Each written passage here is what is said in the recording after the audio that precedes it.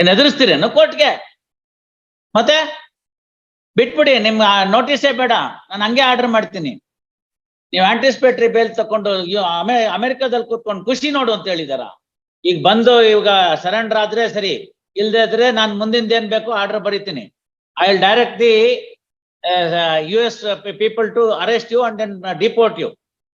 You will also lose your visa and job, everything. When do you come back? Tell me tomorrow, day after, next week, and then comply with this order. Otherwise, I am going to pass an order stating that you are playing with the Indian courts, sitting in America, and we are not helpless in meeting out such circumstances. Tell me when he will come. Call him and then let me know. Call him, then I will pass orders. Barkoma, don't connect. Don't worry, I will pass orders straight away. I don't even.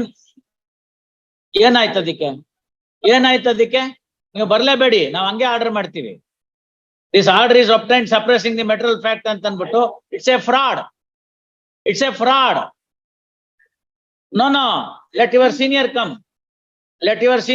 After he comes before the court. Let us see. Don't threaten all these things. Senior will come and all. What will happen if senior comes? Then why are you saying that senior will come?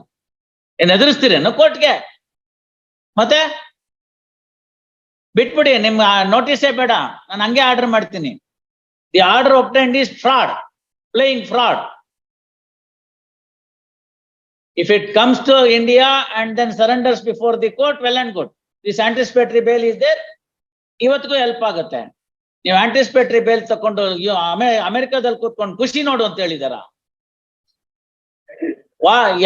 ಒಂದು ದಿನಾನೂ ಕೊಡೋದಿಲ್ಲ. ಇವಾಗ order ಮಾಡ್ತೀನಿ, ನೀವು ಕೇಳಿ ಹೇಳ್ತಿದ್ರೆ pass over.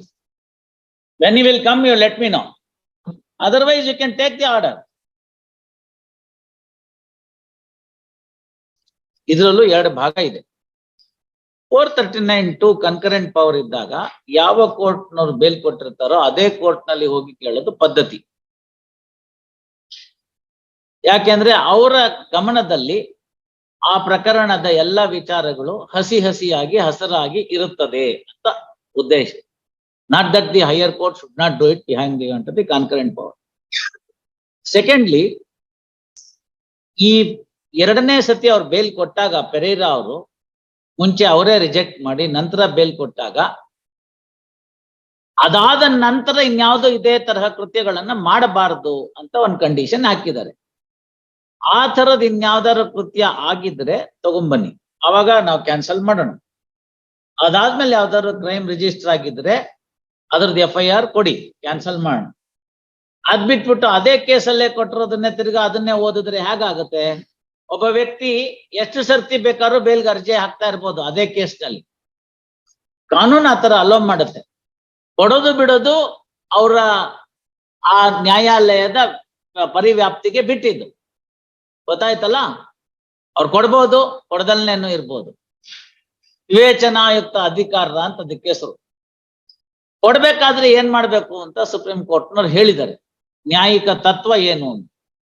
ಆ ತತ್ವದ ಅನ್ವಯ ಆ ಪ್ರಕರಣದಲ್ಲಿ ಈ ಹಿಂದೆ ಜಾಮೀನನ್ನು ಕೋರಿ ಅದು ವಜಾಗೊಂಡಾಗ ಇದ್ದ ಕಾರಣಗಳಿಗೂ ಈಗ ಜಾಮೀನು ಕೇಳುವಾಗ ಆಗಿರ್ತಕ್ಕಂಥ ವಸ್ತುಸ್ಥಿತಿಯ ಬದಲಾವಣೆಗೂ ಏನ್ ವ್ಯತ್ಯಾಸ ಉಂಟಾಗಿದೆ ಅಂತ ನೋಡ್ಬೇಕು. ಅದು ಗುಣಾತ್ಮಕವಾದ ಯಾವುದಾದರೂ ವಾಸ್ತವಿಕ ಅಂಶಗಳ ಬದಲಾವಣೆ ಆಗಿದ್ದು ಆ ಕಾರಣದ ಮೇಲೆ ಅವನಿಗೆ ಜಾಮೀನಿಗೆ ಅರ್ಹ ಅಂತ ಆದ್ರೆ ಕೊಡ್ಬೋದು. ಇಲ್ಲ ಅಂತ ಹೇಳಿದ್ರೆ ಕೊಡೋ ಹಾಗಿಲ್ಲ. ಇದ್ರೊಳಗಡೆ ಅವ್ರು ಇದನ್ನ ಮೊದಲೇ ಪ್ರೈಮ್ ಸ್ಟೇಜ್ ಅಲ್ಲಿ ರಿಜೆಕ್ಟ್ ಮಾಡಿದ್ದಾರೆ. ನಂತರದಲ್ಲಿ ಅವರು ಚಾರ್ಜ್ ಶೀಟ್ ಆಗಿದೆ ಬೇಕಾಗಿಲ್ಲ ಅಂತ ಹೇಳಿ ಕೊಟ್ಟಿದ್ದಾರೆ. ಅದನ್ನ ಕ್ಯಾನ್ಸಲೇಷನ್ ತಾವು ಕೇಳೋದಕ್ಕೆ ಯಾವುದೂ ಅಧಿಕಾರ ಇಲ್ಲ. ಬರ್ಕೊಳ್ಳಿ. ಕನ್ವಿನ್ಸ್ ಆಗೋ ಪ್ರಶ್ನೆನೇ ಇಲ್ಲ. ಇನ್ನೇನಾದ್ರು ಕೇಸ್ ಆಗಿದ್ರೆ ಮಾತ್ರ ಇನ್ನೊಂದು ನಾಳೆ ನೆನ್ನೆ ಇವತ್ತೊಂದು ಹಾಕೊಂಡ್ ಬರ್ಬಾರ್ದು ಅಷ್ಟೇನೆ. ಈಗ ಹೋಗಿ ಯಾವ್ದೋ ಒಂದು ಇಲ್ದಿರೋ ಸುಳ್ಳು ಕೇಸ್ ಹಾಕೊಂಡ್ ಬಂದ್ಬಿಡ್ಬಾರ್ದು ಅಷ್ಟೇನೆ. No question of convince. ದಿನ ಮೈಸೂರ್ ಪಾಕ್ ಮಾಡ್ಕೊಂಡು ತಿಂದ್ಬಿಟ್ರೆ ಮೈಸೂರ್ ಪಾಕಿಂದ ವ್ಯಾಲ್ಯೂ ಹೋಗ್ಬಿಡುತ್ತೆ.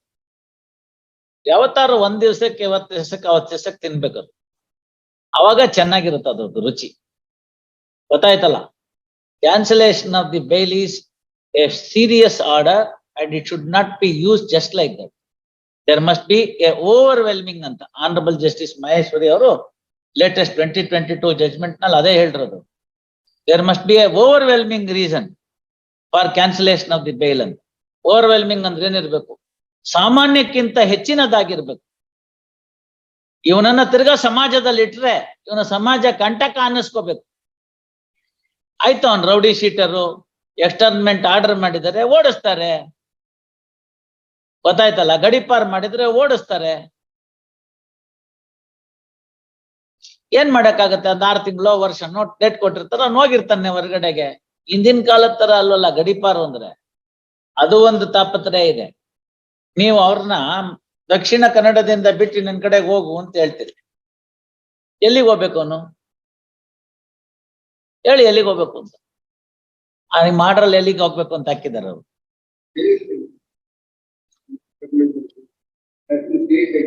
ಅಲ್ಲ ಆಯ್ತು, ಸ್ವಲ್ಪ ತಡೀರಿ, ಅಲ್ಲಿ ಎಲ್ಲಿ ಅಂತಿದ್ಯಾ ಅಂತ ನೋಡೋಣ. ಅದು ಒಂದು ಬರೆಯೋದ್ರಲ್ಲಿದ್ದೆ ಕಲಬುರ್ಗಿನಲ್ಲಿ, ಏನೋ ಕೈ ಮೀರಿ ಹೊಟ್ಟೋಯ್ತದ.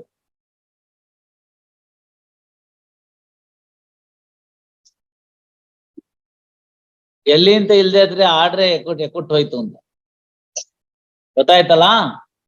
ಯಾಕೆ ಅಂತ ಹೇಳಿದ್ರೆ ಬಸವಣ್ಣವ್ರ ವಚನ, ಇಲ್ಲಿ ಸಲ್ಲದವನು ಅಲ್ಲಿಯೂ ಸಲ್ಲನಯ್ಯ ಅಂತ. ಹೌದು ತಾನೆ? ಹೌದು ತಾನೆ? ಎಲ್ಲಿಯೂ ಸಲ್ಲದವನು ನ್ಯಾಯಾಲಯದಲ್ಲಿ ಸಲ್ಲುವನಯ್ಯ ಅಂತ.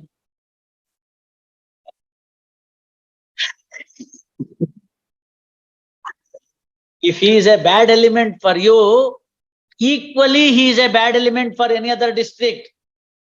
ಗೊತ್ತಾಯ್ತಲ್ಲ. ಹಿಂದಿನ ಕಾಲದಲ್ಲಿ ಹಂಗಿರ್ಲಿಲ್ಲ. ಗಡಿಪಾರು ಅಂತ ಮಾಡುವಾಗ ಅವ್ರನ್ನ ಕರ್ಕೊಂಡೋಗಿ ನೀರು ನೆರಳು ಇಲ್ದಿರೋ ಜಾಗಕ್ಕೆ, ಅನ್ನ ಗಿನ್ನ ಸಿಗದಿರೋ ಜಾಗಕ್ಕೆ ಹಾಕ್ಬಿಟ್ರೆ ಅವನು ರಿಫಾರ್ಮ್ ಆಗ್ತಾನೆ ಅಂತ. ವಾಪಸ್ ಬಂದು ನನ್ನನ್ನೇ ಕಾಪಾಡ್ಕೊಳ್ಳಿ, ನನ್ನನ್ನು ಸೇರಿಸ್ಕೊಳ್ಳಿ ಅಂತ. ಈಗ ಅಂಡಮಾನ್ಗೋದ್ರು ಇಂಟರ್ನೆಟ್ ಬರುವಾಗ, ಮೊಬೈಲ್ ಇರುವಾಗ, ಆಪ್ಗಳಿರುವಾಗ ಅವನು ಯಾಕೆ ಖುಷಿಯಾಗಿರ್ತಾನೆ? ಒಳ್ಳೇದಾಯ್ತು. ಅದ್ಯಾವ್ದು ಅಡ್ವರ್ಟೈಸ್ಮೆಂಟ್ ಬರುತ್ತೆ ನೋಡಿಲ್ವಾ? ಕಾಡಲ್ಲಿ ಸಿಕ್ಕಾಕೊಂಡ್ಬಿಟ್ಟಾಗ ಕಪಿಗಳು, ಗೊರಿಲ್ಲಾಗಳು ಎಲ್ಲ ಹಿಡ್ಕೊಂಡ್ಬಿಡುತ್ತೆ, ಕಾರ್ ಬರುತ್ತೆ, ಅವರೆಲ್ಲ ಹಿಂಗ್ ಅನ್ಬಿಡ್ತಾರೆ, ಬಾಳೆಹಣ್ಣು ಎಲ್ಲ ಬಂದ್ಬಿಡುತ್ತೆ, ಮಾಸ್ಟರ್ ಕಾರ್ಡ್, ವೀಸಾ ಕಾರ್ಡ್ ಅಂತ.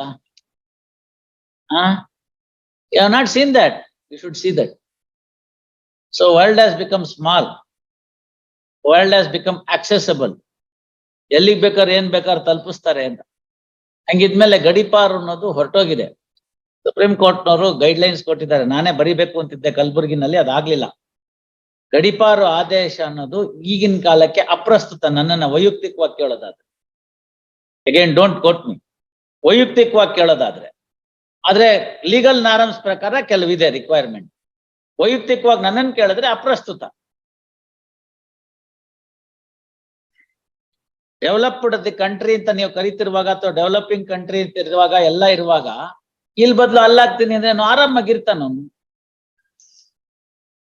ನನಗೆ ಅವನು ದುಷ್ಟಕೂಟದಲ್ಲಿ ಸಿಕ್ಕಾಕೊಂಡಿದ್ದಾನೆ, ತೊಂದರೆ ಮಾಡ್ತಾನೆ ಅಂತ ಆದ್ರೆ ಪಕ್ಕದ ಜಿಲ್ಲೆಗೂ ಮಾಡ್ತಾನೆ. ಅಲ್ಲಿ in consultation with the district magistrate of that particular place ಅಂತಿದೆ. ಅವನ್ನ ಅಕ್ಸೆಪ್ಟ್ ಮಾಡ್ಕೊಳ್ಳೋರೊಬ್ರು ಇರ್ಬೇಕು. ಇಲ್ಲಿ ಕಳಿಸಿ ನಾವು ರಿಪೇರಿ ಮಾಡಿ ಕಳಿಸ್ತೀವಿ ಅಂತ, ನಮ್ಮ ಹತ್ರ ಕಳಿಸಿ ನಾವು ರಿಪೇರಿ ಮಾಡಿ ಕಳಿಸ್ತೀವಿ ಅಂತ. ಕನ್ನಡದಲ್ಲಿ ಒಂದು ಗಾದೆ ಇದೆ, ಸಭ್ಯರ ಬಳಿ ಇರಲು ಅಯೋಗ್ಯ ನೀನು, ನಡೆ ಹೆಡ್ ಮಾಸ್ಟರ ಬಳಿಗೆ ಅಂತ. ನಿಧಾನಕ್ಕೆ ಯೋಚನೆ ಮಾಡ್ಕೊಂಬಂದ್ ಸೋಮವಾರ ಹೇಳಿ ಏನಾದ್ರೂ ಅರ್ಥ ಅಂತ.